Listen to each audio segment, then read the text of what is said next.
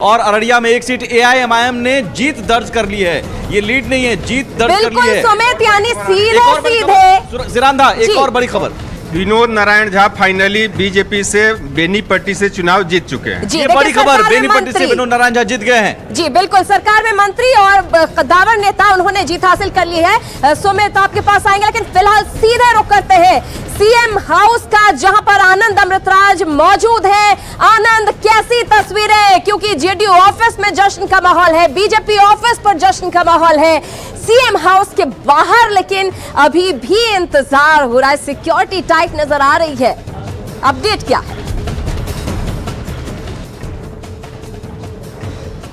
देखिए सिरांदा, बिल्कुल आपने सही कहा, सिक्योरिटी पूरी तरीके से अलर्ट मोड में है। और अभी अशोक चौधरी जो जेडीयू के कार्यकारी अध्यक्ष है वो सीएम आवास पहुंचे हैं। तो पहली बार सुबह से जेडीयू का कोई बड़ा नेता सीएम आवास में पहुंचा है और लगातार स्थितियों पर नज़र रखी जा रही है। और जाहिर सी बात है, जेडीयू के लिए एक बड़ा सेटबैक है, क्योंकि जेडीयू के पास 71 विधायक था जो घटकर 44 के आसपास अभी आंकड़ा पहुंच रहा है। और जाहिर सी बात है, उनकी जो सहयोगी पार्टी है बीजेपी लगभग दोगुना सीट पे जीत हासिल कर रही है। तो कहीं ना कहीं एनडीए को जीत मिलने इसमें कोई दो मत नहीं है। लेकिन जिस तरीके से रिजल्ट आ रहे हैं और जो संकेत दिख रहे हैं वो जेडीयू के लिए अच्छे संकेत नहीं कहा जा सकता है। देखिए, मुझे एक घटना याद आ रही है 2014 के लोकसभा चुनाव में। भले ही बीजेपी की तरफ से लगातार बड़े नेता कह रहे हैं कि नीतीश कुमार ही अगले मुख्यमंत्री बनेंगे, चाहे संख्या कोई भी हो, लेकिन 2014 के लोकसभा चुनाव में आपको याद होगा कि 2 सीटों पर मात्र जब जेडीयू को जीत मिली थी, उसके बाद नीतीश कुमार ने नैतिकता के आधार पर इस्तीफा दे दिया था और मुख्यमंत्री जीतन राम मांझी को बनाया था।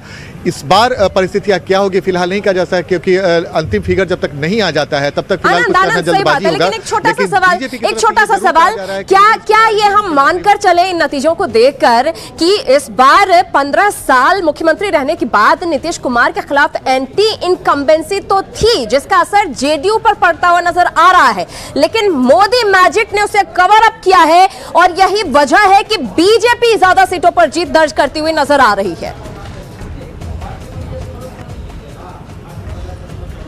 देखिए, बिल्कुल आपने बिल्कुल सही कहा। अगर एनडीए के खिलाफ माहौल रहता है, एंटी इनकम्बेंसी होता है, चूंकि बीजेपी भी इस सरकार में शामिल थी, तो बीजेपी की परिस्थिति ऐसी नहीं दिखती। और सबसे इंटरेस्टिंग बात इस पे यह है कि जेडीयू कोटा के कई मंत्री चुनाव हार गए। ये बेहद दिलचस्प है। यानी कि जो सरकार में काम कर रहे थे जेडीयू के जो नेता थे, जो जेडीयू के विधायक थे, जो जेडीयू के मंत्री थे, अगर वो चुनाव हार रहे हैं तो कहीं ना कहीं जेडीयू को लेकर नाराजगी बहुत ज्यादा दिख रही है। जैसा कि मैंने आपको बताया कि 71 सीट से घटकर जेडीयू 44 के आसपास अभी जो आंकड़ा उसका दिख रहा है। और एक बड़ी खबर आ रही है अनु। बिल्कुल शिरांदा, ये बड़ी खबर एक बार फिर अपने दर्शकों को बता दें।